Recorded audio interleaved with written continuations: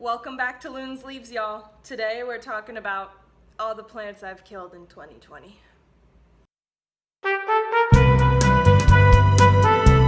Alright, we're gonna just get right on into it. I have a list here on my phone that I'm gonna read off of, and as I've remembered killing these plants, I've recorded them on this list here just so I could keep track of everything.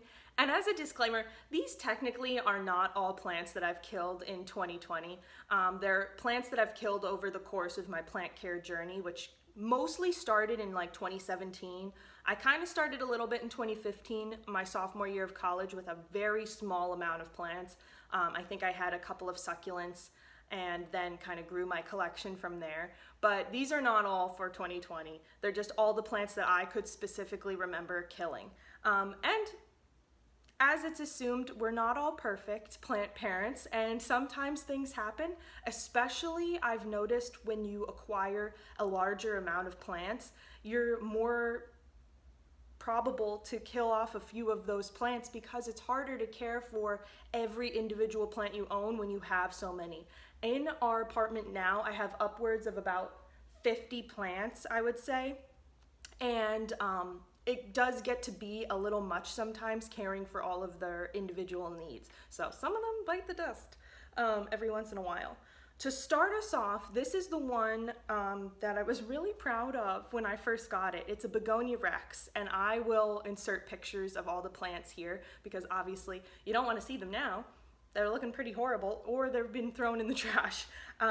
These are also plants I've not been able to rehab back to health. So I let them go so poorly or let them go so long without their extra needed care that they have officially died. So the first one's Begonia Rex. I purchased this earlier this year in 2020, and it was a beautiful plant. I was so excited to have it, and I think I got so nervous about its humidity needs that I kind of overdid it and gave it too much humidity and put it inside a terrarium. I can insert a picture of the exact terrarium it was in, and I think it was just too much for that plant, and it ended up just wilting and then eventually dying, and it was pretty sad. The next one is a nerve plant, and it is so hard to keep these plants alive. Oh my gosh, I have yet to meet somebody who cares for plants who's had an easy time with a nerve plant.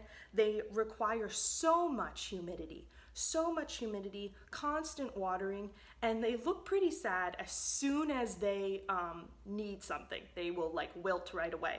So I brought this into my workplace. I work at a school, I'm a teacher. So I brought it into my classroom, and we had a long weekend, and it did not make it through that long weekend. That's how needy they are. They almost need water every other day, and it didn't make it through the long weekend, and it pretty much died off, which was sad. Next on the list, I've killed a handful of ferns.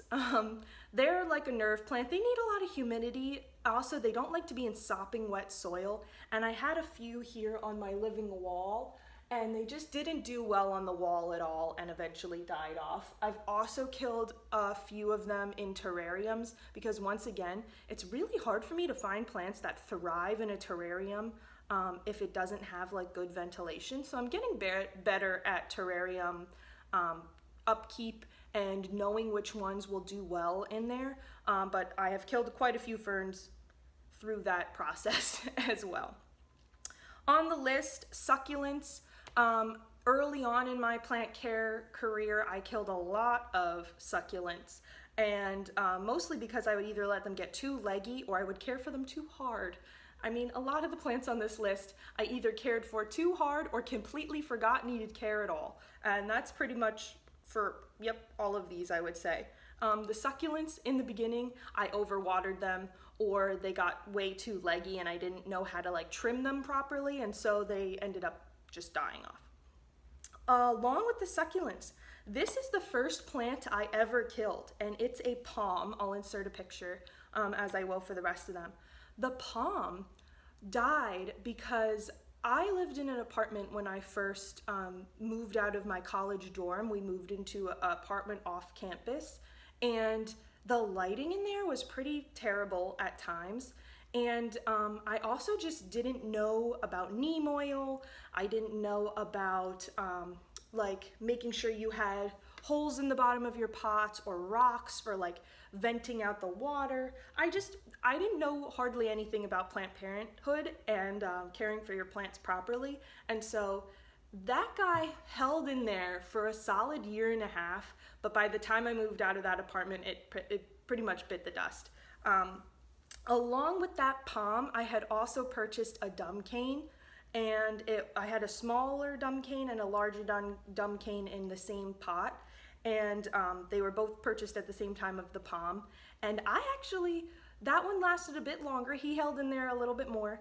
He got all the way back to my parents' home when I moved out of, or when I graduated college and I moved out of my college apartment. I moved back home with my parents for a year, and he held in there for a little bit, but died, I think, 3 months into that. So again, my parents' house doesn't have fantastic lighting, really small windows, and he just didn't thrive in the bedroom that I have there. I've killed a watermelon peperomia, which I was really sad about. It was pretty expensive because I got it from a kind of very fancy, dare I say, bougie nursery. And so it was a pretty penny for that watermelon peperomia, and I just didn't give it enough care or attention. He fell through the cracks this year when I acquired more plants and just didn't have time to look after that one specifically. My aloe plant bit the dust about 6 months after moving into this apartment, which we did at the very end of 2019, mostly because of my dog. So we got a puppy in March of 2020, so right at the start of quarantine. And the puppy running around my plants, he would snap off bits of the aloe, and it was in a pot. I can show you the pot that it was in, and it had very long legs on this aloe. It was a huge aloe plant. I had nursed this aloe plant back to health after I saw it at a grocery store back in college, and I had had it for years. It was one of the first plants I've ever purchased, and it grew from about this big to being like having 3 foot long tendrils of this aloe, and it just was too big for that pot, I think, and kind of sagged down, and when the puppy would run by, he would snap off different limbs of the aloe, and then eventually he hardly had any limbs left, so he kind of just left. Yeah, very, very sad. These last few, the next one is a Croton plant. I actually didn't know the name of this plant when I purchased it. I purchased it shortly after I graduated college, and it was one of the only plants I purchased while living at my parents' house. And that plant, I just didn't realize when I bought it, had the worst infestation of spider mites I have ever seen. I don't even know if I really knew about spider mites before this plant. And then this plant came into my life, and a couple weeks in, I was like, oh my God, what are those things? Like, what is happening to my plant? Why is it covered in webbing?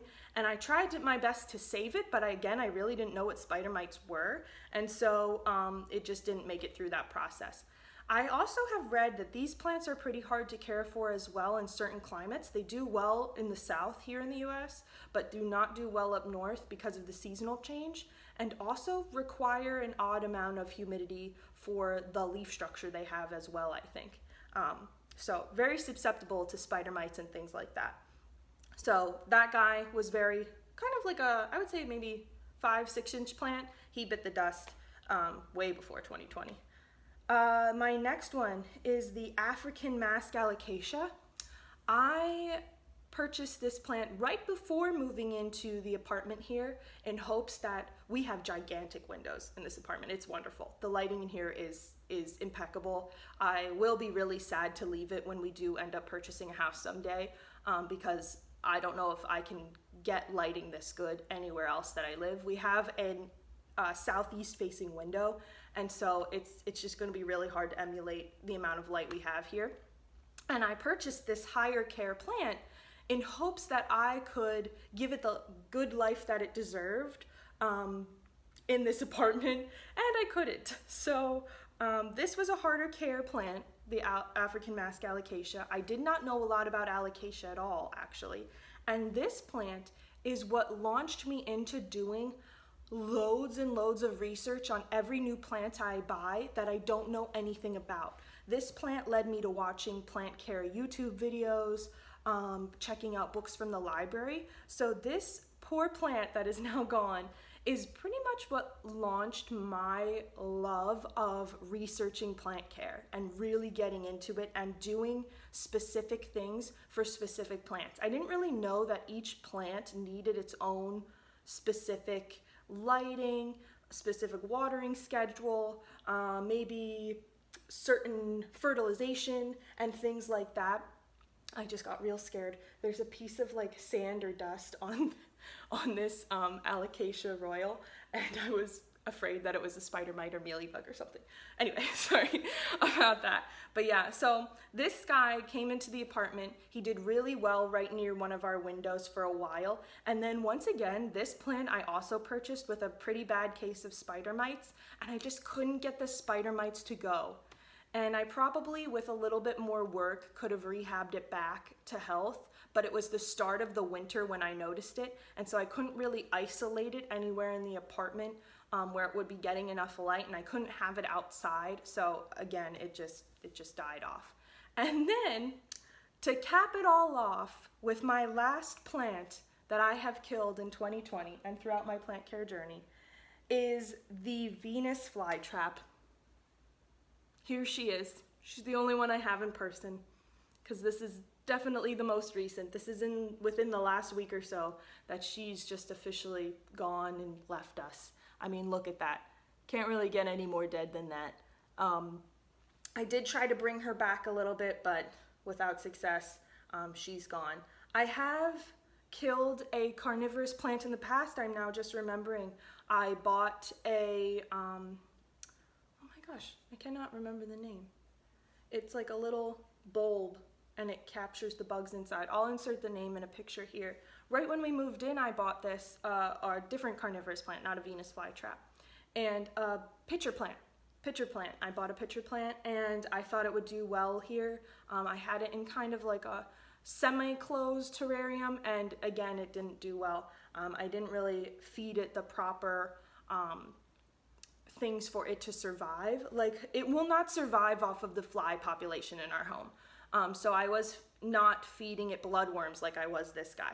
And this guy I put so much care into when I first got it. I have it in the mini IKEA greenhouse. If you watched that video and watched me build my mini IKEA greenhouse and fill it with plants, this was one of the surprise plants that I put in there. I say surprise because I wasn't expecting to purchase one. I saw them at Aldi one day for $5 and didn't want to pass that up. So I got one on a whim, did some research on it, found out I could feed it bloodworms, it needed high humidity, things like that. Thought it was doing pretty well, and then, like I said before, I'm a teacher. We went back into school from being on Zoom school, like virtual school. We went back into school, and that became super overwhelming with different things I had to do, and so my plants kind of took the brunt of that. I neglected them a lot more that month we went back into school. Now we're back virtually, but when we were in school, I forgot about all things plants. They did not get cared for like they should have, and most of my plants are hardy enough to survive that. This guy was not one of those plants. All the other plants, however, in that IKEA terrarium are doing swimmingly. So if you were worried about the alocasias that are in there, the black velvet alocasia and the alocasia frydek, they're doing fine. They made it through that month of craziness, but this guy, unfortunately, did not. So, last guy on the list here, I think I had about 12 plants on that list, and I'm sure I forgot some. 6, 7, 8, 9, 10, 11. 11 plants on the list. 12 if you count the pitcher plant that I did forget until right now, though.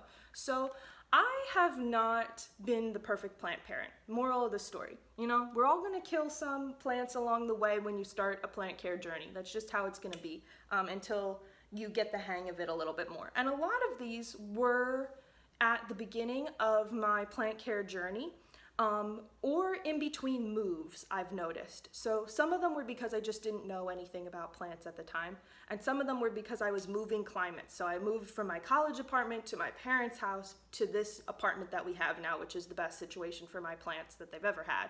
But between all those moves, there's been a few plants along the way that have bitten the dust because that change of climate and change of atmosphere of where you live is going to affect some of your plants in a negative way.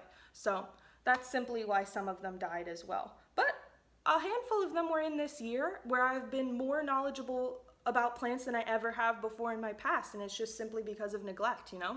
We get stressed out, we don't do the things we need to do around our house and keep upkeep with things, and so unfortunately some of the plants have suffered because of that.